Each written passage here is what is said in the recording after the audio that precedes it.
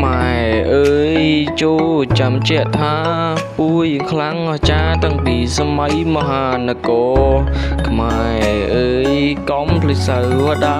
ឈាមចូលជាតិខេមរាបពាបរងដោយសារមង្គលជុំជួយបេជននិយមໄວស្នៃរបស់ចាស់ឲ្យទៀតទីថ្មីឲ្យសិល្បៈមានបលាមានពលិទ្ធស្មៃ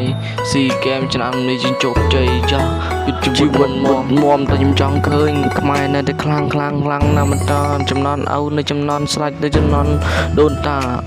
ដូនតាសសាំងនៅកម្មគីខ្មែររូបរឿងតែមួយយើងកតសាងវាកម្មគីពួកថៃនៅបច្ចុងសៀនពៀនចាត់បាយឲ្យវត្តទៅពីនៅថៃនៅកំចង់ឆ្លៀនពៀនទឹកដីទៅមួយទឹកដីកម្ពុជាតាំងពីឯងកើតចំណន់ណាខ្មែរកើតមុនតែចង់មកមិនទៅចង់ប៉ះសៀវខ្មែរខ្លាំងដូចចំណន់អ្នកឪនៅនន់យសា